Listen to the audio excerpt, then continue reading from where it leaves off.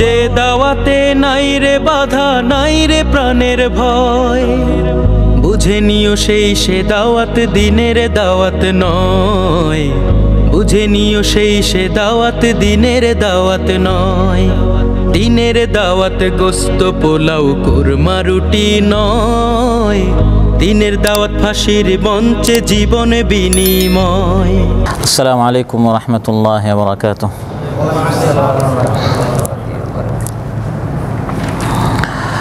আলহামদুলিল্লাহিল আল্লাম الملك القدوس السلام وأشهد أن لا إله إلا الله وحده لا شريك له ذو الجلال والإكرام والطول والإنعام وأشهد أن سيدنا ونبينا محمدا عبد الله ورسوله بدر التمام ومسك الختام وخير الأنام ومصباح الظلام صلى الله تعالى عليه وعلى آله وأصحابه أهل الصلاة والصيام والقربات والقيام والتابعين ومن تبعهم بإحسان أزكى تحية وأعطر سلام إلى يوم الخلد والمقام. أما بعد فأعوذ بالله من الشيطان الرجيم. بسم الله الرحمن الرحيم.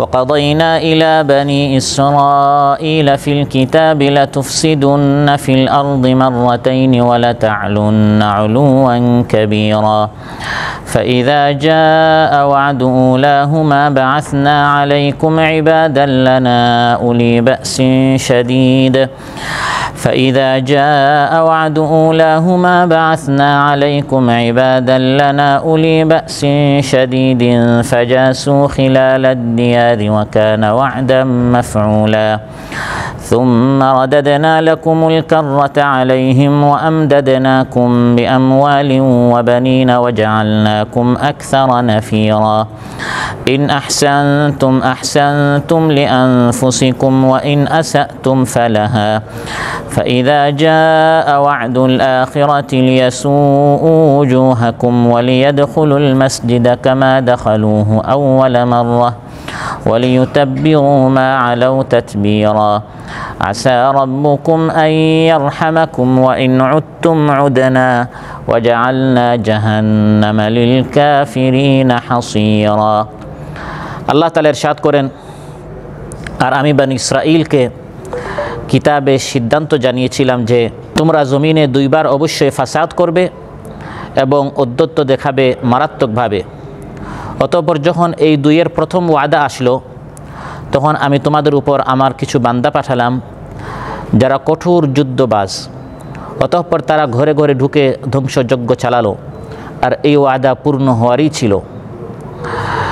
তারপর আমি তাদের বিরুদ্ধে তোমাদের জন্য পালা ঘুরিয়ে দিলাম, ধন সম্পদ ও সন্তান সন্ততি দিয়ে তোমাদেরকে মদত করলাম এবং জনবলে তোমাদেরকে সংখ্যাধিক্যে পরিণত করলাম। তোমরা যদি ভালো করো তবে নিজেদের জন্যই ভালো করবে, এবং যদি মন্দ করো তবে তা নিজেদের জন্যই। এরপর যখন পরবর্তী ওয়াদা এলো, তখন অন্য বান্দাদের প্রেরণ করলাম যাতে তারা তোমাদের চেহারাসমূহ মলিন করে দেয়, আর যেন মসজিদে ঢুকে পড়ে যেমন ঢুকে পড়েছিল প্রথমবার, এবং যাতে সম্পূর্ণরূপে ধ্বংস করে দেয় যা ওদের কর্তৃত্বে ছিল। আশা করা যায় তোমাদের রব তোমাদের উপর রহম করবেন, কিন্তু তোমরা যদি পুনরায় করো তাহলে আমিও পুনরায় করব, আর আমি জাহান্নামকে করেছি কাফিরদের জন্য কয়েদখানা। ইমাম ইবনুল কাইয়িম শাখার অন্তর্গত বেনে ইমরান উপশাখা কর্তৃক আয়োজিত আজকের এই পবিত্র মাহফিলে উপস্থিত জনাব সাহেবে সদর, উপস্থিত প্রাণপ্রিয় আমার মুসল্লি ভাইরা, সূরাত বনী ইসরাঈল থেকে 5টি আয়াত, 4 নম্বর আয়াত থেকে 8 নম্বর আয়াত তিলাওয়াত করে এর সরল বাংলা অনুবাদ উপস্থাপন করলাম। এই 5টি আয়াতের আলোকে আল্লাহ রাব্বুল আলামিনের কালাম অনুযায়ী এই পৃথিবীর নিকৃষ্ট জাতি ইহুদিদের সম্পর্কে আমরা আজ আলোচনা করব, আলোচনা জানব। আজ প্রায় 1 বছরের চেয়ে আরও বেশি সময় তারা আমাদের ভাইদের উপর গাজায় নারকীয় তাণ্ডব চালিয়েছে, গণহত্যা চালাচ্ছে। নারী পুরুষ বড় ছোট এমনকি শিশুরা পর্যন্ত তাদের এই গণহত্যা থেকে রেহাই পাচ্ছে না। ইহুদিদের জন্য যে এই সকল কাজ করা একবারেই সাধারণ বিষয়, তারা এর চেয়ে অনেক বড় বড় ক্রাইম করেছে, অপরাধ করেছে। এবং তাদের ষড়যন্ত্র থেকে যাতে করে আমরা নিজেরা বাঁচতে পারি, তাদের কূটকৌশল থেকে আমরা আমাদের সন্তানদেরকে যেন বাঁচাতে পারি, এসব বিষয় আপনাদের সামনে আলোচনা উপস্থাপন করব ইনশাআল্লাহ। সম্মানিত ভাইরা, এই পৃথিবীতে আল্লাহ তাআলা যত মানুষ সৃষ্টি করেছেন, এর মধ্যে সবচেয়ে অবাধ্য এবং সবচেয়ে বেয়াদব জাতি হচ্ছে ইহুদিরা। তারা আল্লাহ তাআলাকে গালি দিয়েছে, নবীদেরকে গালি দিয়েছে, নবীদেরকে হত্যা করেছে। আমাদের মুসলিম ভাইদেরকে হত্যা করা এটা তাদের জন্য কোনো বিষয় না। আল্লাহ তাআলা সম্পর্কে তারা বলেছে আল্লাহ হচ্ছেন ফকির। নাউযুবিল্লাহ বলেন, লাকাদ সামিআ আল্লাহু কাওলাল লাযীনা ক্বালু ইন্নাল্লাহা ফাকীরুন ওয়া নাহনু আগনিয়া। আল্লাহ তাআলা বলেন, আল্লাহ তাআলা এই সকল অবাধ্য ইহুদিদের কথা শুনছেন যারা বলে আল্লাহ নাকি ফকির, আমরাই ধনী, আমরা ধনী বিধায় আল্লাহ আমাদের কাছে টাকা চান। নাউযুবিল্লাহ। আয়াত নাজিল হলো মান যাল্লাযী ইউকরিদুল্লাহা কারদান হাসানা। আল্লাহ আয়াত নাজিল করলেন যে হে মানুষ, তোমাদের মধ্যে কে আছে আল্লাহর পথে খরচ করবে, আল্লাহকে উত্তম ঋণ দিবে। তখন ইহুদিরা বলল, ইয়া মুহাম্মদ ইফতাকারা রাব্বুক, তোমার রব কি ফকির হয়ে গেছেন? আল্লাহ আমাদের কাছে কেন টাকা চান? আমাদেরকে বলা হয় না যে আল্লাহর পথে জান দেন এবং কি দেন, মাল দেন? তখন ইহুদিরা বলা বলি করা শুরু করলো যে আল্লাহ আমাদের কাছে উত্তম ঋণ চান, যে আল্লাহর পথে খরচ করো, আল্লাহকে ঋণ দাও, আল্লাহ তারা এর বিনিময়ে উত্তম প্রতিদান দিবেন। তোমার রব কি ফকির হয়ে গেছেন? এবং তারা বলেই ফেললো আল্লাহ হচ্ছেন ফকির। আরেক জায়গায় তারা বলল আল্লাহ হচ্ছেন কৃপণ। নাউযুবিল্লাহ। ওয়াকালাতিল ইয়াহুদু ইয়াদুল্লাহি মাগলুলা গুল্লাত আইদিহিম ওয়া লুইনু বিমা ক্বালু। আল্লাহ তাআলা বলেন, ইহুদিরা বলে আল্লাহ তাআলা কৃপণ, বরং তারাই হচ্ছে কৃপণ, তারা তাদের হাত সবসময় গুটিয়ে রাখে। এভাবে ইহুদিরা আল্লাহ তাআলা সম্পর্কে সম্পূর্ণ বেয়াদবি এবং ধৃষ্টতামূলক তারা কথা বলে। তারা দাবি করে আল্লাহ তাআলা আসমান জমিন 6 দিনে সৃষ্টি করে আল্লাহ ক্লান্ত হয়ে গেছেন। আল্লাহ তাআলা এর প্রতিবাদে আয়াত নাজিল করলেন, ওয়ালাকাদ খালাকনাস সামাওয়াতি ওয়াল আরদা ওয়া মা বাইনাহুমা ফি সিত্তাতি আইয়ামিন ওয়া মা মাসসানা মিন লুব। 6 দিনে আমি আল্লাহ তাআলা আসমান জমিন এবং এর মাঝখানে যা আছে সৃষ্টি করেছি, কিন্তু কোনো ধরনের ক্লান্তি কষ্ট আমি আল্লাহ তাআলাকে স্পর্শ করে নাই। সুবহানাল্লাহ। ইহুদিরা বলল আল্লাহ ক্লান্ত হন নাই বুঝি, তবে আল্লাহ তাআলা আসমান জমিন সৃষ্টি করে তাকে তন্দ্রায় স্পর্শ করেছে, ফলে আল্লাহ তাআলা ঘুমিয়ে গেছেন, নিদ্রাও তাকে স্পর্শ করেছিল। নাউযুবিল্লাহ। জবাবে আল্লাহ তাআলা আয়াতুল কুরসিতে বলেন, আল্লাহু লা ইলাহা ইল্লা হুয়াল হাইয়ুল কাইয়্যুম লা তাখুযুহু সিনাতুন ওয়া লা নাওম। তন্দ্রা এবং নিদ্রা আল্লাহকে স্পর্শ করে না। ইহুদিরা চরম বেয়াদবি আল্লাহর শানে করলো। তারা বলল আল্লাহ তো একা না, আল্লাহর সন্তানও আছে, এবং সন্তানের নামও তারা দিয়ে দিল উজাইর। উজাইর একজন ভালো লোক ছিলেন, কোনো মতে তিনি নবী ছিলেন। তারা বলল এই উজাইর হচ্ছেন আল্লাহর পুত্র সন্তান। আল্লাহ তাআলা কোরআনের মধ্যে তাদের এই ধৃষ্টতা উল্লেখ করেছেন, ওয়াকালাতিল ইয়াহুদু উজাইরুন ইবনুল্লাহ। ইহুদিরা বলে উজাইর নাকি আল্লাহর পুত্র সন্তান। আল্লাহ তাআলাকে যখন বলা হয় আল্লাহর সন্তান আছে, এটা মূলত আল্লাহকে গালি দেয়া। মানুষকে যখন বলা হয় ওই লোক নিয়ে চিন্তা করে না, ওর কিন্তু কোনো সন্তানই নাই, নিঃসন্তান, এ মারা গেলে এর নাম নেয়ার মতো আর কেউ নেই। মানুষের জন্য সন্তান না হওয়া আইব, দোষের বিষয়। আল্লাহর জন্য সন্তান হওয়াটা হচ্ছে দোষের বিষয়। অতএব কোনো মানুষকে যদি আপনি বলেন এ হচ্ছে নিঃসন্তান, আপনি মূলত তাকে গালি দিয়েছেন, আপনি তাকে ছোট করেছেন, আপনি তাকে নিয়ে তুচ্ছ তাচ্ছিল্য করেছেন।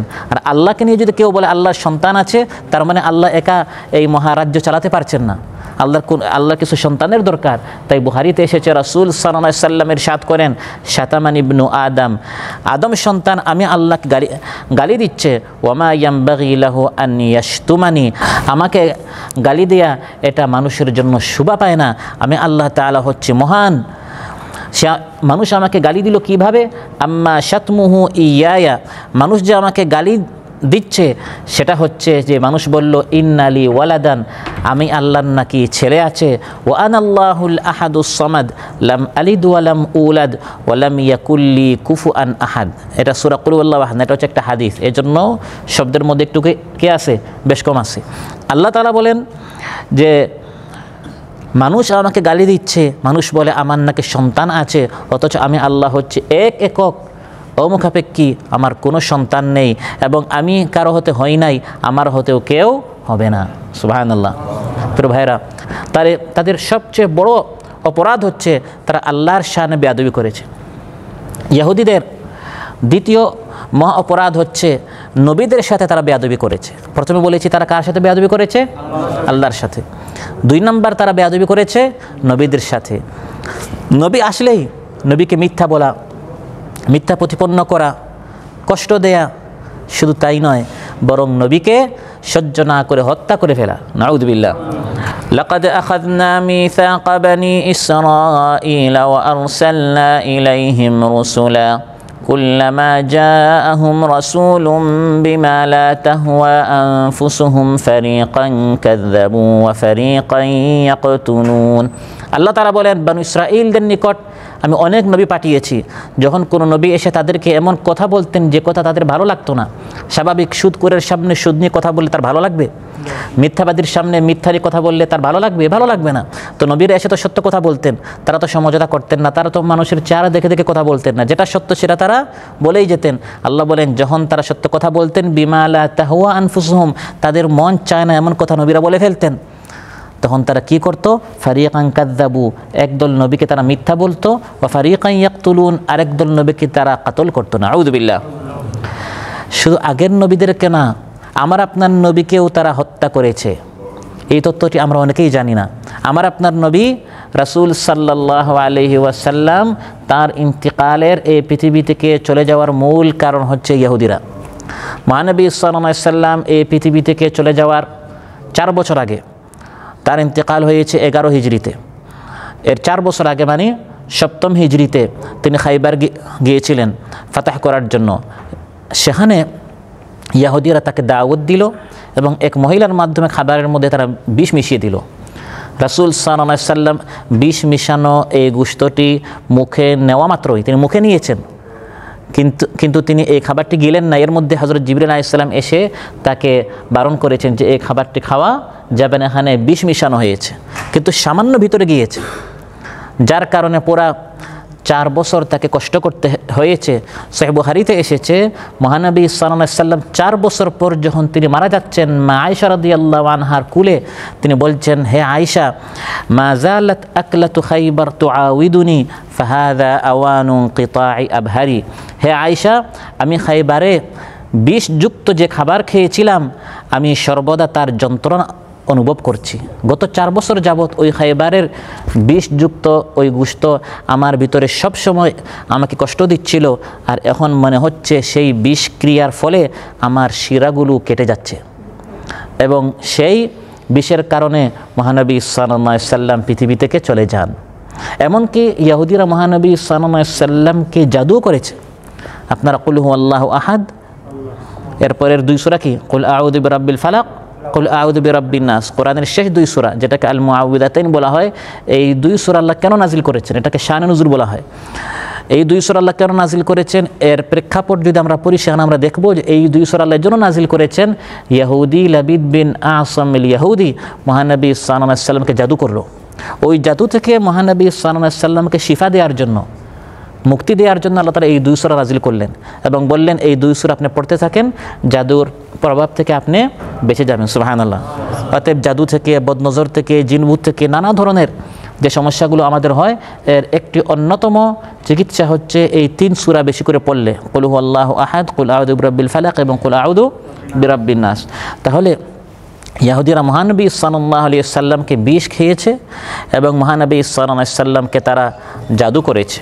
প্রিয় ভাইরা, ইহুদিরা মহানবী সাল্লাল্লাহু আলাইহি ওয়াসাল্লামের উপর পাথর নিক্ষেপ করে তাকে হত্যা করার তারা ষড়যন্ত্র করেছিল। নাউযুবিল্লাহ। মহানবী সাল্লাল্লাহু আলাইহি ওয়াসাল্লাম তাদের সাথে দিফা মুশতারাক অর্থাৎ পারস্পরিক প্রতিরক্ষার একটি চুক্তি ছিল। আমরা সবাই মদিনায় থাকবো, মদিনার উপর যদি কেউ আক্রমণ করে আমরা সবাই এর প্রতিরক্ষার বিষয়ে আমরা সবাই একসাথে এর মোকাবেলা করবো, এরকম একটা চুক্তি ছিল মুসলমান এবং ইহুদিদের মধ্যে। ওই চুক্তি অনুযায়ী তিনি তাদের নিকট গেলেন। যখন তিনি তাদের নিকট পৌঁছলেন, কোনো একটি কাজে তারা ষড়যন্ত্র করলো যে যে মুহাম্মদ এখন আমাদের এলাকায় এসেছে, আমরা এক কাজ করি, উপর থেকে একটি পাথর নিক্ষেপ করে আমরা তাকে হত্যা করে ফেলি। মহানবী সাল্লাল্লাহু আলাইহি সাল্লামকে তারা দেয়ালের পার্শ্বে বসালো এবং গোপনে গিয়ে তারা ষড়যন্ত্র করলো খুব দ্রুত মুহাম্মদের উপর কে পাথর নিক্ষেপ করবে। এবং তাদের মধ্যে এক ব্যক্তি প্রস্তুত হয়ে গেল, আমি এখন পাথর নিক্ষেপ করে মুহাম্মদকে হত্যা করে ফেলবো। এমন সময় আল্লাহ তাআলা হযরত জিবরিল আলাইহিস সালামের মাধ্যমে ওহী নাজিল করে সতর্ক করে দিলেন এবং বললেন, হে হাবিব, দ্রুত আপনি এখান থেকে চলে যান। এবং এই প্রেক্ষাপটে মদিনা থেকে ইহুদিদের এক গোত্র বানু নদীরকে সেখান থেকে বের করে দেয়া হয়। তারা নবীদেরকে শুধু হত্যা করেছে তা নয়, এবং নবীদেরকে শুধু হত্যা করার চেষ্টা করেছে তা নয়, বরং তারা যে নবীদেরকে হত্যা করেছে তাতে তারা ফখর করে, গর্ব করে যে আমরা হচ্ছি সেই জাতি যারা নবীদেরকে হত্যা করে। নাউযুবিল্লাহ। ঈসা আলাইহিস সালামকে তারা হত্যা করার চেষ্টা করেছিল কিন্তু হত্যা করতে পারে নাই। আল্লাহ তাআলা ঈসা আলাইহিস সালামকে উঠিয়ে নিয়েছিলেন, হত্যা করতে পারে নাই, কিন্তু তারা বলে আমরা হত্যা করেছি। মানে হত্যা যে করেছে এটা গোপন রাখে না, বরং এটা প্রকাশ্যে তারা বারবার দাবি করে আমরা হচ্ছে সেই জাতি যে জাতি আমরা হযরত ঈসা আলাইহিস সালামকে কি করেছি, হত্যা করেছি। কত বড় ধৃষ্টতা। ওয়াকাউলিহিম ইন্না কাতালনাল মাসীহা ঈসা ইবনে মারইয়াম রাসূলুল্লাহি ওয়া মা কাতালুহু ওয়া মা সালাবুহু ওয়ালাকিন শুববিহা লাহুম। আল্লাহ তাআলা বলেন তাদের চরম একটি বেয়াদবি হচ্ছে এবং তাদের ধৃষ্টতা হচ্ছে, তাদের বড় একটি অপরাধ হচ্ছে, তারা বলে আমরা মরিয়মের পুত্র ঈসা মাসীহকে আমরা হত্যা করেছি, অথচ তারা হযরত ঈসা আলাইহিস সালামকে হত্যাও করতে পারে নাই এবং তাকে তারা ফাঁসিতে ঝুলাতেও পারে নাই, বরং আমি আল্লাহ তাআলা তাকে আসমানে উঠিয়ে নিয়েছি। ইহুদিদের বড় আরেকটি অপরাধ হচ্ছে তারা সবসময় অহংকারী করে এবং দাবি করে আমরাই হচ্ছি শ্রেষ্ঠ জাতি। ইহুদি জাতি হচ্ছে এই পৃথিবীর মুসলিম জাতি, খ্রিস্টান জাতি, অন্যান্য সব জাতির মধ্যে শ্রেষ্ঠ জাতি হচ্ছে আমরা ইহুদিরা, আর বাকি সবাই হচ্ছে আমাদের গোলাম। নাউযুবিল্লাহ।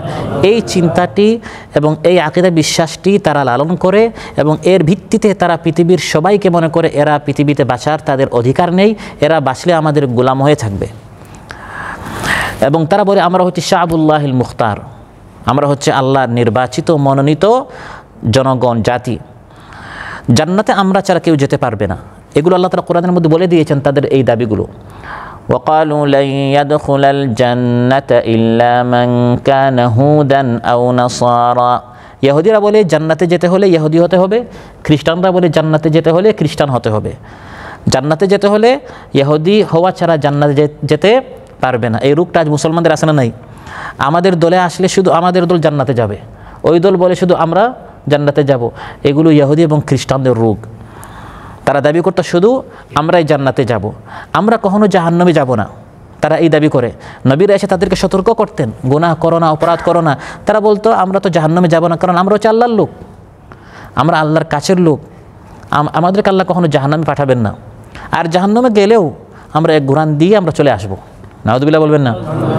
জাহান্নামে গেলেও আমরা কিছুদিন সেখানে কাটাই, আবার আমরা ذلك بأنهم قالوا لن تمسنا النار إلا أياما معدودة। তারা বলে জাহান্নামের আগুন আমাদেরকে স্পর্শ করতে পারবে না, স্পর্শ করলেও আইয়ামা মাদুদ, কিছুদিন জাহান্নামে যাব, তারপর আমরা জামিনে আমরা আবার বের হয়ে যাবে। দুনিয়াতে যারা সরকারি দল হয় তাদের জন্য সব কি থাকে, সহজ থাকে। তো তারা বলে আমরা হচ্ছে সরকারি দল, আমরা হচ্ছে আল্লাহর লোক। নাহনু আবনাউল্লাহি ওয়া আহিব্বাউ, আমরা আল্লাহর সন্তান। নাউযুবিল্লাহ। ওয়া আহিব্বাউ, কে বলে না আমরা সন্তান না, তবে আমরা আল্লাহর একবারে কাছের লোক, প্রিয় লোক।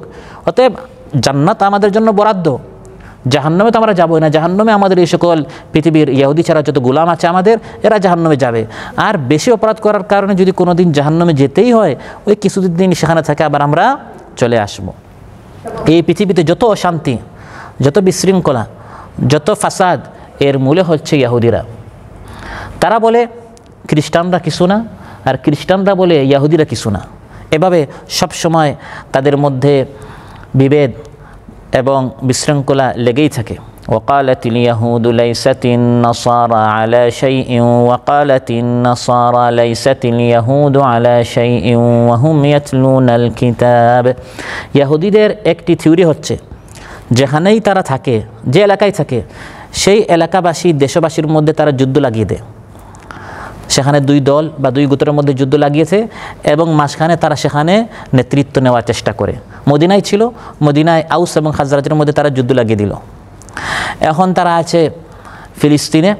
ফিলিস্তিনের আশপাশে যত মুসলিম রাষ্ট্র আছে, মুসলিম রাষ্ট্রগুলোর মধ্যে তারা দ্বন্দ্ব লাগিয়ে তারা মাঝখানে এই ফিলিস্তিনকে তারা দখল করে বসা। কোরআনের মধ্যে আল্লাহ বলেন এটা হচ্ছে ইহুদিদের নীতি। তারা যেখানেই যায় তারা শুধু যুদ্ধ লাগায়। তাদের ভিতরে চুলার মতো সব সময় হিংসা, বিদ্বেষ এবং মানুষের ভিতরে শত্রুতা সৃষ্টি করার এই আগুন জ্বলতে থাকে। কিন্তু আল্লাহ তাআলা বলেন তারা যতই আগুন লাগাক না কেন আমি সেই আগুন নিভিয়ে দিই। সুবহানাল্লাহ। কুল্লামা আওকাদু নারান লিল হারবি আতফাআহা আল্লাহ ওয়া ইয়াসআউনা ফিল আরদি ফাসাদান ওয়াল্লাহু লা ইউহিব্বুল মুফসিদিন। ইহুদিরা যেখানেই যাবে সেখানেই তারা যুদ্ধ লাগায়, আর সব সময় তারা পিছনে থাকে। যুদ্ধ লাগায় কিন্তু তারা সামনের সারিতে আসে না। অন্যের সহযোগিতায় যুগে যুগে ইতিহাস বারবার এটাই প্রমাণ করেছে এবং আজও অস্ত্র অন্যান্যদের অস্ত্র দিয়ে অন্যান্যদের সহযোগিতায় তারা টিকে আছে। এই অন্যান্যরা যদি তাদের সহযোগিতা উঠিয়ে নেয় ইসরায়েল ইহুদিরা একদিনও ফিলিস্তিনে টিকে থাকতে পারবে না। ইহুদিরা সব সময় পিছনে থেকে তারা যুদ্ধ লাগায়, কারণ সামনে এসে সামনের সারিতে মুসলমানদের মোকাবেলা করা এই সৎসাহস ইহুদিদের নেই। লা ইউকাতিলুনাকুম জামিআন ইল্লা ফি কুরাম মুহাসসানাতিন আও মিন ওয়ারাই জুদুর। আল্লাহ তাআলা বলেন এই ইহুদিরা তোমাদের সামনে এসে কখনো তারা যুদ্ধ করবে না। কোনো একটি দেয়ালের পিছনে, কোনো একটি আড়ালে, কোনো দলের আড়ালে, কোনো সংগঠনের আড়ালে, অন্য কোনো রাষ্ট্রের আড়ালে, অন্য কোনো বাহিনীর আড়ালে তারা যুদ্ধ করবে। সব সময় তারা এরকম ভীতু থাকে। এবং ইহুদিরা খুব বেশি দুনিয়ালোভী, জড়বাদী, বস্তুবাদী। বস্তুতে তারা বিশ্বাসী, রুহানিয়ত এই আধ্যাত্মিকতা তাদের ভিতরে নেই, আমল আখলাক এগুলো নেই। টাকার জন্য, দুনিয়ার জন্য যত নিচে নামা দরকার ইহুদিরা নিচে নামতে পারে। প্রয়োজনে মিথ্যা কথা বলবে, আমানতের খেয়ানত করবে, ওয়াদা খেলাফি করবে। যত চুক্তি আছে যুগে যুগে ইহুদিরা শুধু চুক্তি কী করে? ভঙ্গ করে, এই দুনিয়া পাওয়ার জন্য, দুনিয়াতে ক্ষমতা আরও শক্ত করার জন্য, তাদের স্বার্থ হাসিল করার জন্য, দুনিয়াতে আরও 2 দিন টিকে থাকার জন্য যত নিচে নামতে হয় তারা নামতে রাজি আছে, যাতে করে আরও 2 দিন বাঁচতে পারি, আরও 2 দিন কামাইতে পারি, আরও 2 দিন আমি একটু সুখে থাকতে পারি। এই ব্যাধিটি আজ মুসলমানদের মধ্যে কিছুটা আছে না নাই? ওয়াদা খেলাফি করা, মিথ্যা কথা বলা, আমানতের খেয়ানত করা, ভাইয়ের হক নষ্ট করা, শুধু এই জন্য আমি আরেকটু বড় হই। ওয়ালা তাজিদান্নাহুম আহরাসান নাসি আলা হায়াতিন ওয়া মিনাল্লাযীনা আশরাকু। আল্লাহ তাআলা বলেন মুশরিকদের চেয়েও তুমি ইহুদিদেরকে দেখবে তারা দুনিয়ার প্রতি বেশি লোভী। পৃথিবীর মুশরিকরা, কাফিররা যতটুকু না লোভী, এর থেকে আল্লাহ বলছেন, আল্লাহ তো ইহুদিদেরকেও সৃষ্টি করেছেন, খ্রিস্টানদেরকেও সৃষ্টি করেছেন, কাফিরদেরকেও সৃষ্টি করেছেন। স্রষ্টা হিসাবে তিনি বলছেন এই সব জাতিগুলোর মধ্যে সবচেয়ে বেশি দুনিয়ার লোভী হচ্ছে কারা? ইহুদিরা।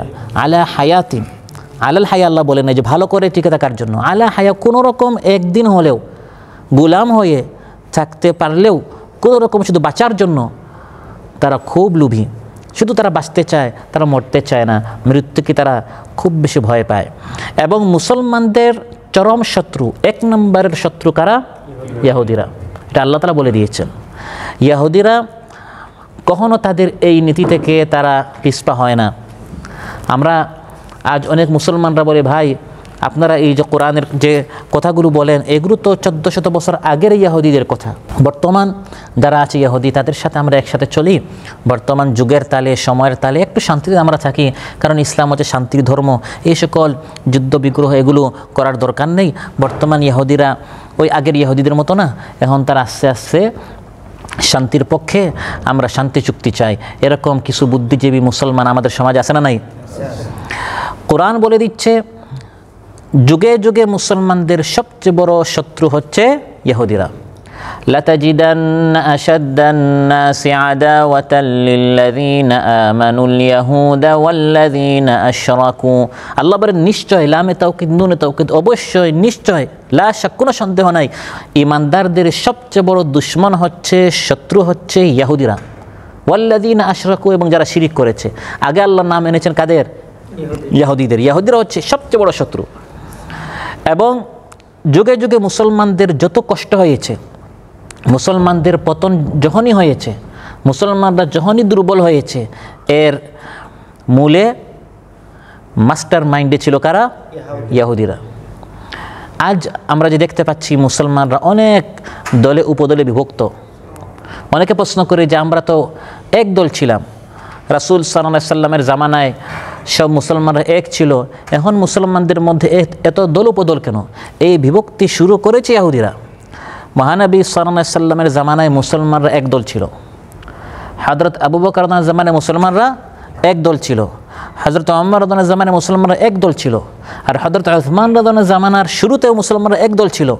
শেষের দিকে এসে নিকৃষ্ট ইহুদি আব্দুল্লাহ বিন সাবা নামক এই ইহুদি ইসলামের মুখোশ পরিধান করে নিজেকে মুসলমান দাবি করলো, আর মুসলমানদের মধ্যে হযরত উসমান রাদিয়াল্লাহু আনহুর বিরুদ্ধে সে অপপ্রচার চালিয়ে একটি বিরোধী মত, যে হযরত উসমান এই কাজ করে এটা ভুল, এই কাজ করে এটা ভুল, তাকে উৎখাত করতে হবে, এরকম একটি বিরোধী মত থেকে সে একটি বিরোধী দল তৈরি করে ফেললো। ফলে মুসলমানরা দুই দলে বিভক্ত হলো, কেউ হযরত উসমানের পক্ষে, কেউ হযরত উসমানের বিরুদ্ধে। ওই যে মুসলমানদের মধ্যে বিভক্তির বীজটি আব্দুল্লাহ বিন সাবা নামক ইহুদি সে রোপণ করলো, এর তিক্ততা আজ অবধি কিয়ামত পর্যন্ত মুসলমানরা এর কুফল ভোগ করে যাচ্ছে। যে মুসলমানরা তখন ছিল দুই দল, তারপর 3 দল, 5 দল, 10 দল করতে করতে এখন আমরা দেখতে পাচ্ছি মুসলমানরা কত দলে বিভক্ত। তারপর মুসলমানরা গত শতাব্দী পর্যন্ত যত দুর্বল হোক না কেন, মুসলমানদের এক দেশ ছিল, এক আমির ছিল, খেলাফত ছিল। প্রথমে খেলাফা রাশেদা ছিল, তারপর খেলাফা উমাইয়া ছিল, তারপর আব্বাসি খেলাফত ছিল, তারপর উসমানী খেলাফত ছিল। এই উসমানী খেলাফতের পতন গত শতাব্দীতে ইহুদিরা চক্রান্ত করে খেলাফা উসমানিয়ার মাধ্যমে মুসলমানদেরকে বিশ্বযুদ্ধে তারা প্রবেশ করতে বাধ্য করলো, আর সেখানে খেলাফত এবং মুসলমানরা যে পক্ষে ছিল তারা পরাজিত হলো, এবং ইংলিশ, ফ্রান্স ইত্যাদি তারা যে পক্ষে ছিল ওরা জয়ী হলো। মুসলমানরা পরাজিত হওয়ার কারণে সেখানে খেলাফতের পতন হলো। আর খেলাফত যত দেশে ছিল এই সব দেশগুলো ব্রিটেন এবং ফ্রান্স দখল করলো। আমাদের দেশ আমরা জানি ব্রিটিশের দখলে ছিল, এই দেশগুলো সব ব্রিটিশের দখল ছিল। তারা এই এক দেশকে ভাগ ভাগ করে এক দেশের নাম দিল বাংলাদেশ, এক দেশের নাম দিল পাকিস্তান, এক দেশের নাম দিল কাতার, এক দেশের নাম দিল কুয়েত। এই যে মুসলমানদের দেশগুলো ছোটো ছোটো করে তারা ভাগ করে দিল, এর মূল মাস্টার মাইন্ডে কারা ছিল? ইহুদিরা ছিল। মুসলমানদের এই এক আমির, আগে ছিল আমিরুল মুমিনিন। মুসলমান যত দুর্বল হোক, কিন্তু এই বিগত 1300 বছর পর্যন্ত, গত 100 বছর আগ পর্যন্ত মুসলমানরা যত দুর্বল হোক, কিন্তু তারপরেও তাদের এক আমির ছিল, এক দেশ ছিল। এখন মুসলমানে তারা দেশ আলাদা করে দিল, আর উসমান রাদিয়াল্লাহু আনহু জামানা থেকে তারা দল আলাদা করে দিল। দলও আলাদা হলো, দেশও আলাদা হলো। এর মূলে ছিল ইহুদিরা। এভাবে তারা পৃথিবীময় যেখানেই তারা যায়, তারা অরাজকতা, তারা বিপর্যয়, তারা ফাসাদ, তারা অশান্তি সৃষ্টি করে। বিশেষ করে 2বার তারা খুব বেশি বিপর্যয় সৃষ্টি করেছে, যেটা আমার আলোচ্যাতে আল্লাহ তাআলা উল্লেখ করেছেন। ওয়াকাদাইনা ইলা বানি ইসরাঈলা ফিল কিতাবি লাতুফসিদুন্না ফিল আরদি মাররাতাইনি ওয়া লাতা'লুন্না 'উলুওয়ান কাবীরা। আল্লাহ তাআলা বলেন, বানু ইসরাঈলকে আমি কিতাবে বলে দিয়েছি, জানিয়ে দিয়েছে সিদ্ধান্ত যে হে বানু ইসরাঈল। বানু ইসরাঈল বলতে ইহুদি এবং খ্রিস্টান উদ্দেশ্য, তবে মুফাসসিরিন کرام উল্লেখ করেছেন যে এখানে মূল উদ্দেশ্য হচ্ছে ইহুদিরা। হে ইহুদিরা, তোমরা এই পৃথিবীতে অনেক বিপর্যয় এবং ফাসাদ সৃষ্টি করবে, এবং বেশি সৃষ্টি করবে 2বার, মাররাতাইন আই আবরাজাহুমা মাররাতাইন। তোমরা অনেকবার এই পৃথিবীতে ফিতনা ফাসাদ সৃষ্টি করবে, বিশেষ করে কয়বার? 2বার তারা বেশি বিপর্যয় সৃষ্টি করবে, বেশি অন্যায় তারা করবে, বেশি অপরাধ তারা করবে। ফলে এই 2বার তাদের উপর বেশি শাস্তি আসবে। তারপর আল্লাহ বলেন, আরও যদি ফাসাদ সৃষ্টি করো আরও শাস্তি আসবে। লাতুফসিদুন্না ফিল আরদি মাররাতাইনি ওয়া লাতা'লুন্না 'উলুওয়ান কাবীরা। এই পৃথিবীতে 2বার তোমরা খুব বেশি বিপর্যয় সৃষ্টি করবে, এবং দোনোবার এই বিপর্যয়ের কারণে, অন্যায় অপরাধের কারণে হে ইহুদিরা তোমাদের আমি পতন করাবো, অন্যান্যদের মাধ্যমে আমি তোমাদেরকে ধ্বংস করব। কারণ ওয়ালা তা'লুন্না 'উলুওয়ান কাবীরা, এই 2বার তোমরা এই পৃথিবীতে খুব বেশি ঔদ্ধত্য দেখাবে, মারাত্মকভাবে তোমরা অহংকারী করবে, অত্যাধিক গর্বে তোমরা ফুলে উঠবে। এই 2বার কখন? প্রথমবার হচ্ছে মুসা আলাইহিস সালামকে যখন আল্লাহ নবী করে পাঠালেন, তারা অস্বীকার করলো। দ্বিতীয়বার হচ্ছে ঈসা আলাইহিস সালামকে যখন আল্লাহ নবী করে পাঠালেন, তারা অস্বীকার করলো। এই দুইবারের পর এখন আল্লাহ বলছেন আমি শেষ নবী মুহাম্মদুর রাসূলুল্লাহ সাল্লাল্লাহু আলাইহি সাল্লামকে পাঠিয়েছি, তাকেও যদি তোমরা অস্বীকার করো, গত দুইবার নবী মুসা আলাইহিস সালাম এবং নবী ঈসা আলাইহিস সালামকে অস্বীকার করার কারণে তোমাদের যে পরিণতি হয়েছে, এবারও আমার হাবিবকে যদি তোমরা অস্বীকার করো তোমাদের একই পরিণতি হবে। প্রথমবার আল্লাহ তাআলা মুসা আলাইহিস সালামকে পাঠালেন ইহুদিদের নিকট নবী বানিয়ে, কিন্তু ইহুদিরা মুসা আলাইহিস সালামকে নবী হিসাবে মানল না। উঠতে বসতে চলতে ফিরতে মুসা আলাইহিস সালামকে নিয়ে তারা হাসাহাসি করতো, ঠাট্টা মস্কারি করতো, তাকে কষ্ট দিত। এমন কষ্ট দিত আল্লাহ তাআলা আমাদেরকে নিষেধ করছেন, হে ইমানদারেরা ওই ইহুদিদের মতো তোমরা নবীকে কষ্ট দিও না যেভাবে তারা মুসা আলাইহিস সালামকে কষ্ট দিয়েছে। ইয়া আইয়ুহাল্লাযীনা আমানু লা তাকুনু কাল্লাযীনা আযাউ মুসা ফাবাররাআহু আল্লাহু মিম্মা ক্বালু ওয়া কানা ইনদাল্লাহি ওয়াজিহা। হে ইমানদারেরা তোমরা এই ইহুদিদের মতো হইও না যারা মুসা আলাইহিস সালামকে কষ্ট দিয়েছে। কত তারা কষ্ট দিয়েছে, বুখারী মুসলিমে এসেছে, মহানবী সাল্লাল্লাহু আলাইহি সাল্লাম ইরশাদ করেন, রাহিমাল্লাহু আখি মুসা লাকাদ উযিয়া বিআকসারা মিন হাযা ফাসাবারা। আমার উম্মতিরা আমাকে কত কষ্ট দিচ্ছে, কাফির মুশরিকরা মুনাফিকরা কত কষ্ট দিচ্ছে, আল্লাহ আমার ভাই মুসা আলাইহিস সালামের উপর রহম করুন, তাকে এর চেয়ে আরও বেশি কষ্ট দেওয়া হয়েছিল, তারপরেও তিনি সবর করেছিলেন। তাহলে মুসা আলাইহিস সালামকে কত কষ্ট দেওয়া হয়েছে ইহুদিদের পক্ষ থেকে। সুলেমান আলাইহিস সালামকে তাদের নিকট নবী করে পাঠানো হলো, তারা বলল এই সুলেমান হচ্ছে জাদুকর, নাউযুবিল্লাহ, সে জাদু শিখায়, এই জন্য এই জাদুকর হচ্ছে কাফির। তারা তাকে কুফরের অপবাদ দিল, নাউযুবিল্লাহ। আল্লাহ তাআলা আয়াত নাজিল করেছেন, আমার নবী সুলাইমান তিনি জাদু শিখান নাই এবং তিনি কুফরেও করেন নাই, ওমা কাফারা সুলাইমান ওয়ালাকিন্নাশ শায়াতিন কাফারু। তো প্রথমবার ইহুদিরা বাড়াবাড়ি কী করেছে, লাতুফসিদুন্না ফিল আরদি মাররাতাইনি ওয়া লাতা'লুন্না আলুওয়ান কাবীরা, চূড়ান্ত বাড়াবাড়ি কী করেছে। মুসা আলাইহিস সালামকে আল্লাহ তাআলা তাদের নিকট নবী করে পাঠিয়েছিলেন, কিন্তু তারা মুসা আলাইহিস সালামকে নবী হিসাবে তারা কি করে নাই, মানে নাই। দীর্ঘদিন পর্যন্ত ফিরআউন তাদের উপর নিপীড়ন নির্যাতন চালালো, কিন্তু এই ইহুদিরা কত বড় রমক হারাম। যখনই আল্লাহ তাআলা তাদেরকে ফিরআউনের হাত থেকে স্বাধীন করলেন, নাজাত দিলেন, স্বৈরাচার ফিরআউন নামক স্বৈরাচারের যখন পতন হলো, তখন এই ইহুদিরা শুকরিয়া আদায় না করে ফিরআউন তাদের চোখের সামনে পানিতে ডুবে মারা গেল, ওই পারে তারা গেল। এটা হচ্ছে তাদের বাড়াবাড়ি, এটা হচ্ছে তাদের অপরাধ, যে কারণে তাদের ওপর আল্লাহর গজব এসেছিল, তারা ধ্বংস হয়েছে। এই একই অপরাধ আমরা করলে মুসলমানদেরকে আল্লাহ তাআলা একইভাবে পাকড়াও করবেন। এজন্য মূলত এই ইতিহাস আমাদের সামনে তুলে ধরা হয়েছে। ইতিহাস হচ্ছে শিক্ষার জন্য, যাতে করে ইতিহাস থেকে আমরা কী করি, শিক্ষা নিতে পারি। ওই পারে যখনই তারা গেল, তারা দেখলো এক জাতি মূর্তি পূজা করছে। এসে বললো, হে মুসা, তুমি আমাদেরকে এমন আল্লাহর কথা বলো, কোনোদিন তো সে আল্লাহকে আমরা দেখলাম না। কত সুন্দর এদের একটা মন্দির আছে বা গির্জা আছে, বা যেখানে তাদের উপাসনালয় আছে, এখানে তাদের কত সুন্দর সুন্দর মূর্তি আছে, হাত আছে, পা আছে, তাদের যে উপাস্য ওকে দেখা যায়। আমাদের এ ধরনের তো কোনো উপাস্য নেই যাকে স্পর্শ করা যায়, দেখা যায়। আমাদের জন্য এরকম তুমি একটা মূর্তি বানাও, নাউযু বিল্লাহ। وجاوزنا ببني إسرائيل البحر فأتوا على قوم يعكفون على أصنام لهم। আল্লাহ বলেন, যখনই বনি ইসরাইল ওই পারে গেল, এই মাত্র তারা তাদের চোখের সামনে দেখলো স্বৈরাচারের পতন না হলে তো এখনও তোমাদের সন্তানদেরকে জবাই করতো, ফিরআউন তার কারাগারে তোমাদেরকে আবদ্ধ করে রাখতো। আল্লাহ বাঁচালেন, এখন সে আল্লাহকে তোমরা ভুলে গেলে। আলা আসনামিল্লাহুম, দেখলো যে এক জাতি তারা মূর্তি পূজা করছে। তারা বললো, ইয়া মুসা ইজআল লানা ইলাহান কামা লাহুম আলিহা, তাদের যেমন ইলাহ আছে আমাদেরকেও এরকম একটা ইলাহ দাও। তিনি বললেন, ইন্নাকুম কওমুন তাজহালুন, তোমাদের মতো মূর্খ নমক হারাম জাহেল আর কেউ হতে পারে না। ওয়া ইদ আনজাকুম মিন আলি ফিরআউন, মাত্র আল্লাহ তাআলা তোমাদেরকে ফিরআউন এর দল থেকে তোমাদেরকে বাঁচালেন। ইয়াসুমুনাকুম সুআল আযাব, কঠিন থেকে কঠিন শাস্তি তোমাদেরকে দিত। ইউকাত্তিলুনা আবনাআকুম, তোমাদের সন্তানদেরকে কাতল করত, গুম করত, ফাঁসির কাস্টে ঝুলাতো, ক্রস ফায়ারে দিত। আর এখন তোমরা সব ভুলে গেলে সে আল্লাহর তোমরা শরীক চাচ্ছ। এভাবে ওয়ালা তা'লুন্না উলুওয়ান কাবীরা, চরম বাড়াবাড়ি তারা প্রথমবার করেছিল। আল্লাহ বাঁচালেন, সে আল্লাহর সাথে তারা কী করলো, শিরিক করলো, শিরিক করা প্রস্তাব করলো। হে মূসা, এই ধরনের একটি মূর্তি আমাদেরকে দাও। মূসা আলাইহিস সালাম তাদেরকে ধমক দিলেন, সাবধান করলেন।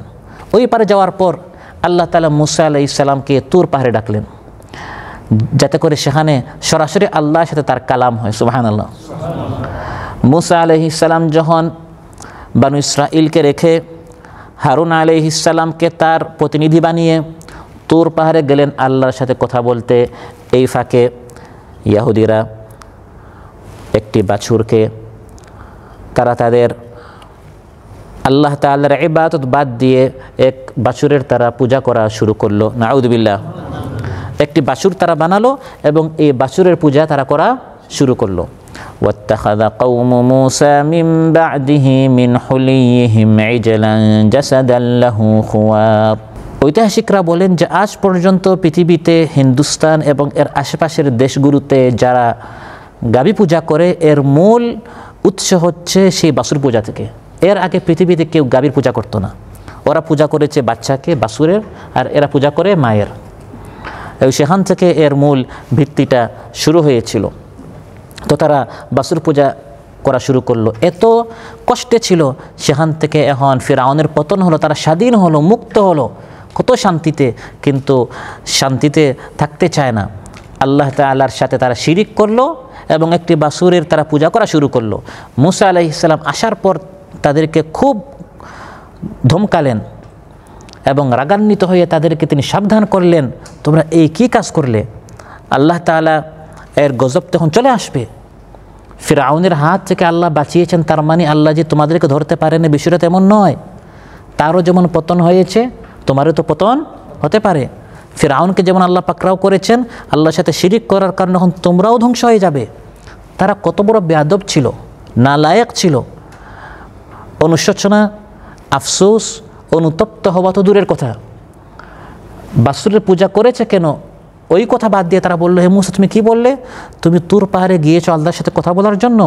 আচ্ছা ওই আল্লাহকে বলো যেরকম তোমার সাথে কথা বলেছেন একটু আমাদের সামনে আসতে, আমরা সরাসরি আল্লাহকে দেখতে চাই। নাউযুবিল্লাহ। বাছুর পূজা করেছে এর জন্য অনুশোচনা তো নাই, উল্টো তারা আরও বড় ধৃষ্টতা তারা কি করলো? প্রদর্শন করলো। রাসূল সাল্লাল্লাহু আলাইহি ওয়াসাল্লামকে তারা বললো, মুহাম্মদ এই কোরআন আমরা মানবো না, এটা আরও বাজব সবার জন্য। তুমি আমাদের জন্য একটা স্পেশাল কিতাব নিয়ে আসো, এই কিতাব হবে শুধু আমরা ইহুদিদের জন্য।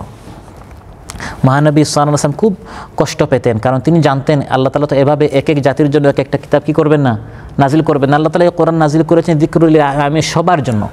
এখন এক কিতাব ইহুদিদের জন্য, এক কিতাব খ্রিস্টানদের জন্য, এক কিতাব বাংলাদেশিদের জন্য, এভাবে আল্লাহ তাআলা নাজিল করবেন? يسألك أهل الكتاب أن تنزل عليهم كتابا من السماء فقد سألوا موسى أكبر من ذلك فقالوا أرنا الله جهرة فأخذتهم الصاعقة بظلمهم। আল্লাহ তাআলা বলেন, হে হাবিব, ইহুদিরা আপনার নিকট আবদার করে আমাদের জন্য একটা স্পেশাল কিতাব দেন, ওই কোরআন বাদ দিয়ে আমাদের জন্য আলাদা কিতাব।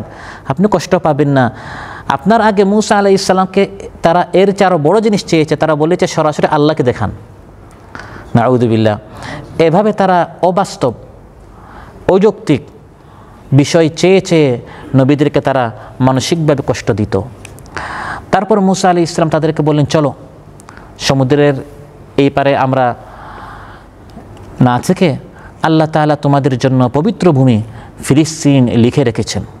যে ফিলিস্তিন আল্লাহ তাআলা আমাদেরকে দিয়েছেন, তখন তাদেরকে দিতে চেয়েছিলেন, কিন্তু তখন তারা নেয় নাই। মূসা আলাইহিস সালাম তাদেরকে বলেন, চলো ইয়া কওমি দুখুলুল আরদাল মুকদ্দাসাতাল্লাতী কাতাবাল্লাহু লাকুম ওয়ালা তারতাদ্দু আলা আদবারিকুম ফাতানকালিবু খাসিরিন। হে আমার কওম, চলো ওই পবিত্র ভূমির দিকে আমরা যাব, সেই দেশ আমরা বিজয় করব। এই পবিত্র ভূমি কাতাবাল্লাহু লাকুম, আল্লাহ তোমাদের জন্য লিখে রেখেছেন। একটু উঠো, একটু চলো, সেখানে গিয়ে আমাদেরকে সংগ্রাম করতে হবে, ওই দেশ বিজয় করতে হবে। তারা বলল, এগুলো আমি তাদের ইতিহাস শোনাচ্ছি, তাদের দৃষ্টতার ইতিহাস, যে সকল একই ভুল আজ মুসলমানরা করছে। তারা বলল, হে মূসা দেখো, ওই দেশে রাজত্ব চলছে আমালিকা নামক বড় বড় শক্তিশালী এক দলের। আমরা যাব আর তারা আমাদেরকে দিয়ে দিবে, এই দেশ আমাদের হয়ে যাবে। তারা আমাদের বিরুদ্ধে যুদ্ধে আসবে, তাদের বিরুদ্ধে যুদ্ধ করতে হবে, লড়াই করতে হবে, সংগ্রাম করতে হবে, তারপর ওই দেশ বিজয় করতে হবে, এত যুদ্ধ টুদ্ধ আমরা করতে পারবো না। যদি তারা সেখান থেকে চলে যায় তাহলে অবশ্যই আমরাও সেখানে চলে যাব। আজ অনেক মুসলমানেরা বলে আন্দোলন সংগ্রামে আমরা নাই, আমরা রাজনীতি করি না, আমরা শুধু কিছু তিলাওয়াত করি, নামাজ পড়ি, রাজনীতি এগুলোতে আমরা নাই। হ্যাঁ, যদি আমাদেরকে ক্ষমতায় দিয়ে দেওয়া হয় তখন আমরা কি করব? আমরা তখন ইসলাম অনুযায়ী আমরা দিন চালাবো। এটা আল্লাহর সুন্নত নয়। সংগ্রাম করে ইসলাম প্রতিষ্ঠা করতে হবে। তারা বলল ইন্না লান নাদখুলাহা হাত্তা ইয়াখরুজু মিনহা ফাইন ইয়াখরুজু মিনহা ফাইন্না দাখিলুন। তারা সেখান থেকে বের হলে আমরা অবশ্যই সেখানে কি করব? প্রবেশ করব। মুসা আলাইহিস সালাম বারবার তাদেরকে বুঝালেন, হে আমার কওম, উঠো, চলো, এই ফিলিস্তিন তোমাদের জন্য, কিন্তু একটু সংগ্রাম করতে হবে, একটু হিম্মত করো, লড়াই করতে হবে, জিহাদ করতে হবে। তারা বলল, হে মুসা, এত যদি যুদ্ধের তোমার শখ থাকে তাহলে তুমি আর তোমার আল্লাহ যাও, তোমরা যুদ্ধ করো, আমরা এখানে বসা আছি। নাউযুবিল্লাহ, কত বড় দৃষ্টতামূলক কথা। ইয়া মুসা, হে মুসা যাও, ফাযহাব আনতা ওয়া রাব্বুকা ফাকাতিলা ইন্না হাহুনা কাঈদুন, আমরা এখানে বসা আছি, আমরা যুদ্ধ করতে পারবো না, তোমরা যুদ্ধ করো, ফিলিস্তিন ফাতাহ হয়ে গেলে তখন আমরা ফিলিস্তিন আমরা বিজয় করব। সম্মানিত ভাইরা, এভাবে একের পর এক ইহুদিরা অপরাধে লিপ্ত, তারা প্রত্যেকটা অঙ্গীকার তারা ভঙ্গ করে। আওয়াকুল্লামা আহাদু আহদান নাবাযাহু ফারিকুম মিনহুম বাল আকসারুহুম লা ইউমিনুন। আল্লাহ তাআলা বলেন, যখনই তারা চুক্তি করে সঙ্গে সঙ্গে তারা চুক্তি কি করে? ভঙ্গ করে। ইহুদিদের আরেকটি অপরাধ হচ্ছে তারা সবসময় মিথ্যা কথা বলে, মিথ্যা কথা শুনে। এই যে বর্তমান মিডিয়াতে ফেসবুক, ইউটিউবে শুধু মিথ্যার গুজব, এর সয়লাব, কারণ এর মূলে কারা আছে? ইহুদিরা আছে। কোরআন বলছে সাম্মাউনা লিল কাযিবি আক্কালুনা লিস-সুহত। এক কথায় অন্যায়, সুদ, দুর্নীতি, জুলুম, অপরাধের জগতে অবাধ বিচরণ। ফাবিযুলমিম মিনাল্লাযীনা হাদু হাররামনা আলাইহিম তাইয়্যিবাতিন উহিল্লাত লাহুম ওয়া বিসাদ্দিহিম আন সাবিলিল্লাহ। এভাবে তারা সুদের মধ্যে জড়িত ছিল, দুর্নীতির মধ্যে জড়িত ছিল। যখন মুসা আলাইহিস সালামের শরীয়তকে বাদ দিয়ে তারা এভাবে অপরাধের পর অপরাধ করে যাচ্ছে এবং এই অপরাধগুলোকে হালাল বানাবার জন্য তারা আল্লাহর কালাম বিকৃত করত। আল্লাহর কালামের মধ্যে তারা বলতো এগুলো আল্লাহ হালাল করে দিয়েছেন, নাউযুবিল্লাহ। হারামকে হালাল বানাবার জন্য তারা নিজেরা কি করতো? তাওরাতকে নিজেরা লিখতো। ইয়াকতুবুনাল কিতাবা বিআইদিহিম সুম্মা ইয়াকুলুনা হাযা মিন ইনদিল্লাহ, বলতো এটা আল্লাহর পক্ষ থেকে। আল্লাহ বলেন, এভাবে যখন তারা চরম বাড়াবাড়ি করলো, فإذا جاء وعد أولاهما بعثنا عليكم عبادا لنا أولي بأس شديد فجاسوا خلال الديار وكان وعدا مفعولا। যখন তোমরা প্রথমবার বেশি বাড়াবাড়ি করেছো, তখন প্রথমবার তোমাদেরকে ধ্বংস করার জন্য আমি অতিশয় কঠোর শক্তিশালী রণকৌশলী বীর লড়াকু যুদ্ধবাজদেরকে তোমাদের পিছনে লাগিয়ে দিলাম এবং তারা এসে তোমাদের ঘরে ঘরে ঢুকে ধ্বংসযজ্ঞ চালালো, তোমাদের বিরুদ্ধে গণহত্যা চালালো। এই ব্যক্তিকে তাফসিরে এসেছে তাদের উপর বেবিলনের অগ্নিপূজক শাসক বুখত-নসরের হাতে খ্রিস্টপূর্ব প্রায় 600 সালে জেরুজালিম ইহুদিদের উপর আপতিত হয়েছিল। সে নির্বিচারে ব্যাপকভাবে ইহুদিদেরকে গণহত্যা করেছিল এবং বহু সংখ্যক ইহুদিকে দাস বানিয়েছিল। আবার কেউ কেউ বলেন এই জালিমের নাম জালুত ছিল, সেও জালিম ছিল, তারাও জালিম ছিল। আল্লাহর একটি সুন্নত হচ্ছে কখন আল্লাহ জালিমকে দিয়ে জালিমকে কি করেন? ধ্বংস করেন। ওয়াকাযালিকা নুওয়াল্লি বা'দায যালিমিনা বা'দান বিমা কানু ইয়াকসিবুন ওয়া কানা ওয়া'দাম মাফউলা। এবং এটা হওয়ারই ছিল, কারণ তোমরা বাড়াবাড়ি করেছো, এই জন্য তোমাদের উপর আমি এই জালিম শাসককে পাঠিয়ে দিলাম তোমাদেরকে হত্যা করার জন্য। তারপর আল্লাহ তাআলার দয়া তাদের উপর আসলো। আল্লাহ তাআলা তাদের উপর থেকে এই জুলুম, এই অত্যাচার সরালেন, তাদের সুদিন আসলো। সুম্মা রাদাদনা লাকুমুল কাররাতা আলাইহিম ওয়া আমদাদনাকুম বিআমওয়ালিন ওয়া বানিনা ওয়া জাআলনাকুম আকসারা নাফীরা। আল্লাহ তাআলা বলেন, তারপর যখন তোমাদের উপর আমার দয়া আসলো, যারা তোমাদের উপর জুলুম চালালো তাদের বিরুদ্ধে আমি তোমাদেরকে ক্ষমতা দিলাম, পালা তোমাদের পক্ষে আসলো, কখনো এই দল কখনো ওই দল। তোমরা চরম জুলুম করেছিলে, ফলে তোমাদের উপর শাস্তিস্বরূপ আমি ওই জালিম বুখত-নসর বা জালুদকে আমি চাপিয়ে দিলাম। তারপর তোমাদের উপর দয়া করলাম। ও আমদাদনাকুম বিআমওয়ালিন ওয়া বানিন, তোমাদেরকে সন্তান দিলাম, মাল দিলাম। ও জাআলনাকুম আকসারা নাফীরা, আমি পুনর্বার তোমাদেরকে মাল, ধন, সন্তান, সন্ততি, মান, সম্মান দান করলাম। এই সবই তোমাদের কাছ থেকে কেড়ে নেওয়া হয়েছিল, আর তোমাদেরকে আরও অধিক সংখ্যাগরিষ্ঠ ও শক্তিশালী আমি করে দিলাম। কিন্তু দ্বিতীয়বার আল্লাহ তাআলা তাদের উপর দয়া করার পর, স্বৈর শাসকের পতন হওয়ার পর আবার তারা ইতিহাস ভুলে গেল। ঈসা আলাইহিস সালামকে আল্লাহ পাঠালেন, আবার তারা ঈসা আলাইহিস সালামের বিরুদ্ধে ষড়যন্ত্র করা শুরু করলো। ইন আহসানতুম লিআনফুসিকুম ওয়া ইন আসাতুম ফালাহা। আল্লাহ বলেন শুধু 2 বার আর 3 বার না, যতবার তোমরা ভালো করলে ভালো পুরস্কার পাবে, আর মন্দ করলে এর শাস্তি তোমাদেরকে পেতে হবে। বারবার যদি এভাবে নবীদের উত্তরসূরিদেরকে তোমরা কষ্ট দাও, বারবার তোমাদের পতন হবে। যত শক্তি, ফোর্স, মিডিয়া ইত্যাদি তোমাদের হাতে থাকুক না কেন, পতন হতেই হবে।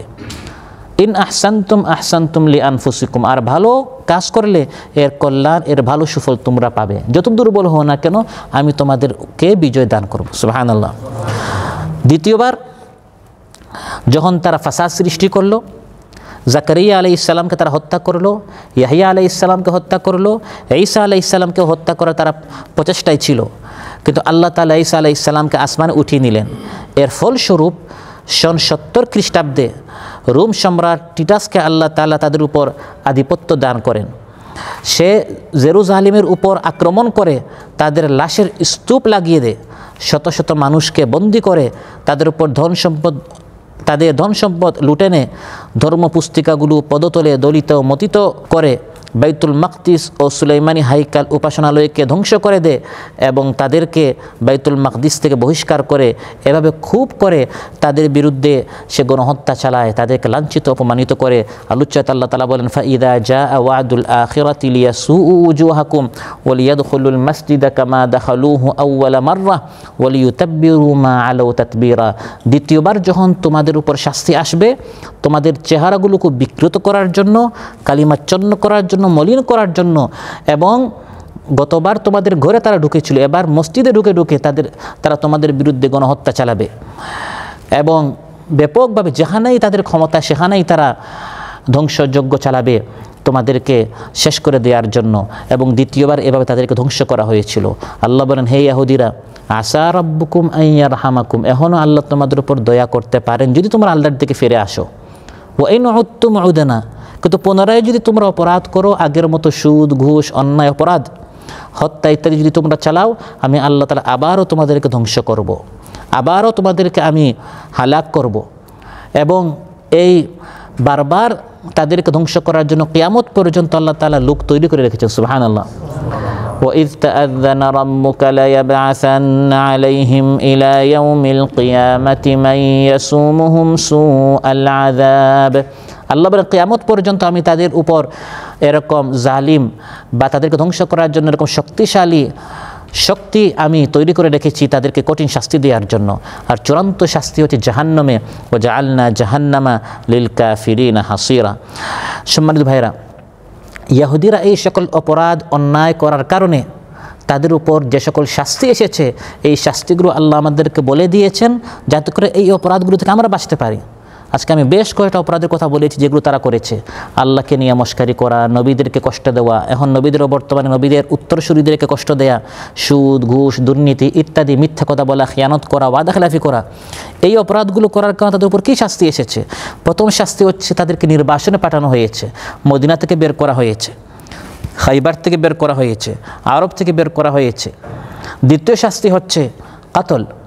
আল্লাহ তাআলা বলেছেন, বাআসনা আলাইকুম ইবাদাল্লানা উলি বাসিন শাদীদ, তাদেরকে হত্যা করা হয়েছে এবং শেষ জামানায় মুসলমানদের হাতে তারা নিহত হবে। হাদিসের মধ্যে এসেছে এমনকি গাছ, বৃক্ষ এবং পাথর মুসলমানদের পক্ষে থাকবে। গাছ বলবে, ইয়া মুসলিম হাদা ইয়াহুদিয়ুন খালফি তাল ফাকতুল, আমার পিছনে মুসলমান, এসে তাকে হত্যা করো। সুবহানাল্লাহ। সুদিন মুসলমানদের আসছে ইল্লাল গারকাদ, গারকাদ গাছ ছাড়া। গারকাদ গাছ হচ্ছে ইহুদিদের গাছ। এটা ইহুদিরা বিশ্বাস করে আল্লাহ নবীর কথা, বাহ্যিকভাবে বলে আমরা মানি না, কিন্তু আসলে তারা মানে এই জন্য এখন তারা ব্যাপকভাবে এই গাছ রোপণ করছে। তারপর তাদের উপর আল্লাহ লানত, এই সকল অপরাধ করার কারণে আল্লাহ বলেন, ফাবিমা নাকদিহিম মিসাকাহুম লাআন্নাহুম, তার উপর আল্লাহর গজব তাদের উপর, যে আয়াতটা আমরা সবসময় পড়ি, গায়রিল মাগদুবি আলাইহিম, ইহুদিদের উপর আল্লাহর গজব নাজিল হয়েছে। তারপর লাঞ্ছনা, ইহুদিরা সবসময় লাঞ্ছিত। দুরিবাত আলাইহিমুদ্দিল্লাতু আইনামা সুকিফু ইল্লা বিহাবলিম মিনাল্লাহি ওয়া হাবলিম মিনান নাস। তারপর বিচ্ছিন্ন থাকা, মুসলিম রাষ্ট্র আছে, খ্রিস্টান রাষ্ট্র আছে, আপনার বৌদ্ধ রাষ্ট্র আছে, হিন্দু রাষ্ট্র আছে, কিন্তু ইহুদিদের কোনো রাষ্ট্র নেই। এটা তারা নিজেরা জোরপূর্বকভাবে নিয়েছে। ইহুদিরা সবসময় এরকম পৃথিবীতে বিভক্ত হয়ে থাকবে, কিছু ইহুদি থাকবে আমেরিকায়, কিছু থাকবে আপনার ইউরোপ, এভাবে। এটা আল্লাহর শাস্তি। ওয়াকাত্তানাহুম ফিল আরদি উমামা, পৃথিবীতে উম্মত উম্মত আলাদা আলাদা করে আল্লাহ তাআলা তাদেরকে বিচ্ছিন্ন করে দিয়েছেন। তাহসাবুহুম জামিআন ওয়া কুলুবুহুম শাত্তা, দেখতে মনে হবে এক, আসলে তাদের ভিতরে অনেক দল উপদল রয়েছে এবং তাদের অন্তর হিংসা বিদ্বেষে ভরপুর। ওয়ালকাইনা বাইনাহুমুল আদাওয়াতা ওয়াল বাগদাআ ইলা ইয়াউমিল কিয়ামা, এইসব শাস্তি আল্লাহ তাআলা ইহুদিদেরকে দিয়েছেন, অথচ এই পৃথিবীতে তারা সবচেয়ে সম্মানিত ছিল। কুনতুম খায়রা উম্মাহ, আমরা হচ্ছি শ্রেষ্ঠ জাতি। আমাদের আগে তারা ছিল, ওয়া আন্নী ফাদ্দালতুকুম আলাল আলামিন, তারা শ্রেষ্ঠ জাতি ছিল। আমরা বলি বাংলাদেশ হচ্ছে ওলিয়া উলিয়াদের দেশ, বলি না আমরা? তারা ছিল নবী আম্বিয়াদের বংশ। কোথাও বসলে অমুকের চাচা নবী, ফুফা নবী, খালু নবী, তাদের প্রত্যেকটা পরিবারে কয়েকজন নবী পাওয়া যেত। এত শ্রেষ্ঠ হওয়ার পরেও আজ লাঞ্ছিত, লানত, অভিশাপ, বিচ্ছিন্ন, বিক্ষিপ্ত, এভাবে তারা কেন? কারণ তারা এই অপরাধগুলো করেছে। এই একই অপরাধ যদি আমরা করি, আমাদের সাথে আল্লাহর কোনো বিশেষ সম্পর্ক নেই এবং তাদের সাথে আল্লাহর কোনো বিশেষ শত্রুতা নেই। একই অপরাধ যদি মুসলমানরা করে, একই শাস্তি মুসলমানদেরকে পেতে হবে, যা আজ আমরা দেখতে পাচ্ছি। মুসলমানরা আজ বিচ্ছিন্ন, মুসলমানরা আজ মার খাচ্ছে, মুসলমানরা আজ নিপীড়িত, মুসলমানরা আজ নির্যাতিত, কারণ ইহুদিরা যে সকল ভুল ত্রুটি করেছিল, আজ মুসলমান একই ভুল ত্রুটি করে যাচ্ছে। আমাদের করণীয় হচ্ছে এক, এই সকল ভুলগুলো থেকে আমাদের শিক্ষা নিয়ে এই সকল অপরাধ থেকে আমাদের বাঁচতে হবে। দুই, ইহুদিদের সাথে কোনো আন্তরিক সম্পর্ক রাখা যাবে না, তাদেরকে অন্তরঙ্গ বন্ধু বানানো যাবে না, ভালোবাসা করা যাবে না, তাদের সুদিনে অংশগ্রহণ করা, তাদের উৎসবে অনুষ্ঠানে অংশগ্রহণ করা ইত্যাদি এগুলো করা যাবে না। তাদের সাথে সুখ এবং কোনো কষ্ট ইত্যাদি এগুলো আপনার আদান প্রদান করা যাবে না। ইয়া আইয়ুহাল্লাযীনা আমানু লা তাত্তাখিযুল ইয়াহুদা ওয়ান নাসারা আউলিয়া, ইহুদি নাসারাদেরকে আপন করে নিও না। তাদের মতো চলা, তাদের মতো হাসা, চুলের কাটিং, দাড়ি, কাপড়, পোশাক, কালচার, সংস্কৃতি ইত্যাদি ইহুদিদের মতো যত হতে পারবো তত আধুনিক হব, তত মডার্ন হব, তত আমি যুগের তালে চলবো। এই যে মুসলমানদের মধ্যে, বিশেষ করে আজ তরুণদের মধ্যে, যুবকদের মধ্যে এই যে চিন্তা, এই চিন্তা থেকে আমাদেরকে বেরিয়ে আসতে হবে। আমাদের ভাই বারাদার বন্ধুদেরকে বোঝাতে হবে এরা হচ্ছে লানতপ্রাপ্ত জাতি, তারাও গজবপ্রাপ্ত হচ্ছে। আমাদেরকেও আমরা যত তাদের মতো চলবো, আমরা স্মার্ট হব না, বরং আমরা পিছনে যাব, আমরা তত বেশি লাঞ্ছিত অপমানিত হব। আল্লাহ বলছেন, ওয়ালান তারদা আনকাল ইয়াহুদু ওয়ালান নাসারা হাত্তা তাত্তাবিআ মিল্লাতাহুম, ইহুদি এবং নাসারারা তোমার উপর শুধু একটু চুল কাটলে আর একটু তাদের মতো কাপড় পরলে তারা খুশি হবে না। হাত্তা তাত্তাবিআ মিল্লাতাহুম, তুমি ইহুদি খ্রিস্টান না হওয়া পর্যন্ত তারা তোমার উপর কী হবে না? খুশি হবে না। অতএব তাদের পিছনে পিছনে গিয়ে না তারা খুশি হবে, আর আল্লাহর সন্তুষ্টি আমরা কী করবো? হারাবো। মুসলমানদের আলাদা জাতীয়তা থাকতে হবে, মুসলমানদের আলাদা স্বকীয়তা থাকতে হবে, মুসলমানদের আলাদা দিন আছে, ইসলাম আছে, সংস্কৃতি আছে, কোরআন আছে। অন্যান্যদের কাছ থেকে আমাদের কোনো কিছু গ্রহণ করার কোনো প্রয়োজন নেই, আমাদের আমদানি করার সুযোগ নেই। আমরা রফতানি করতে পারি, আমরা আমাদের আদর্শ তাদেরকে শেখাবো। আমরা এরকম অত্যন্ত সুন্দর একটি জীবন ব্যবস্থা আল্লাহ তাআলা আমাদেরকে দিয়েছেন। আল্লাহ সুবহানাহু ওয়া তাআলা আমাদের সবাইকে আজকে যে আলোচনা হলো এর উপর আমল করার তৌফিক দান করুন। আমাদের সবাইকে আরও বেশি করে কোরআন সুন্নাহ সম্পর্কে জ্ঞান অর্জন করার তৌফিক দান করুন, কোরআন সুন্নাহ অনুযায়ী আমল করার তৌফিক দান করুন। ইহুদিদের আগ্রাসন থেকে আমাদেরকে এবং আমাদের সন্তান সন্ততিদেরকে বাঁচার তৌফিক দান করুন। আল্লাহ তাআলা আমাদের সবাইকে তৌফিক দান করুন। আসসালামু আলাইকুম ওয়া রাহমাতুল্লাহি ওয়া বারাকাতুহু। আপনারা হয়তো অনেক ওয়াজ শুনেছেন, আলহামদুলিল্লাহ আজকের ওয়াজ আপনারা শুনেছেন। উনি প্রত্যেকটা কথা কোরআন বা হাদিস, একটা কথা কোনো বাইকে উনি বলেছেন, কোনো গরুর কিচ্ছা, বাঘের কিচ্ছা, হরিণের কিচ্ছা, সাপের কিচ্ছা বলেছেন, কোনো ফির মাসাইকের কিচ্ছা বলেছেন। উনি একটা স্টোরি বলেছেন, কি ইহুদির স্টোরি। ইহুদির স্টোরি আপনারা এরকমভাবে ব্যাপকভাবে শুনছেন আর কোথাও? আমার মনে হয় না, আমি শুনিনি। আপনারা শুনছেন? বাংলাদেশ কোরআন সুন্নাহ পরিষদ এই কাজগুলোই করে থাকে এবং বাংলাদেশ কোরআন সুন্নাহ পরিষদ আপনাদেরকে সৎ পথে চলার জন্য, বাংলাদেশ কোরআন সুন্নাহ কোরআনের পথে আনার জন্য আপনাদেরকে দাওয়াত দিয়ে থাকে। প্রত্যেক সপ্তাহ শুক্রবার এখানে 4টা প্রোগ্রাম হয়, 5টা প্রোগ্রাম হয়। আপনারা আজকের মতো প্রত্যেক শুক্রবার আসবেন, এসে আমাদের এক একটা দিন একদিন হয় কোরআন থেকে আলোচনা, আরেকদিন হয় ইসলামী বই পুস্তক থেকে আলোচনা, আরেকদিন হয় আমাদের এরকমভাবে 4টা সপ্তাহে বা 5টা সপ্তাহে, শুক্রবার 5টা হলে 5টা এরকম প্রোগ্রাম হয়। আর আপনারা যদি আসেন প্রত্যেক মাসে আলহামদুলিল্লাহ এরকম আমরা আলোচক আসবে, আপনাদেরকে এরকম ওয়াজ, এত সুন্দরভাবে ওয়াজ আমার মনে হয় না আপনারা আর কোথাও শুনছেন বা আমি শুনিনি। প্রত্যেকটা কথাই উনি কোরআন এবং হাদিস থেকে বলছে, বাইর থেকে কোনো কথা বলে নাই। আপনারা যদি বলেন উনি আসবে আমাদেরকে এরকম আলোচনা শোনাবে, আপনারা আসবেন তো ভাই? সকলে ইনশাআল্লাহ আপনারা আসবেন। আলহামদুলিল্লাহ আশা করি আপনারা আরও সুন্দর সুন্দর আলোচনা শুনতে পারবেন। এক একটা স্টোরি থেকে এক একটা কোরআনের আলোচনা, এক একটা কিচ্ছা, কত সুন্দর সুন্দর কিচ্ছা কোরআনের মধ্যে রয়েছে। যে দাওয়াতে নাই রে বাধা, নাই রে প্রাণের ভয়, বুঝে নিও সেই সে দাওয়াত দিনের দাওয়াত নয়, বুঝে নিও সেই সে দাওয়াত দিনের দাওয়াত নয়। দিনের দাওয়াত গোস্ত পোলাও কোরমা রুটি নয়, দিনের দাওয়াত ফাঁসির মঞ্চে জীবন বিনিময়।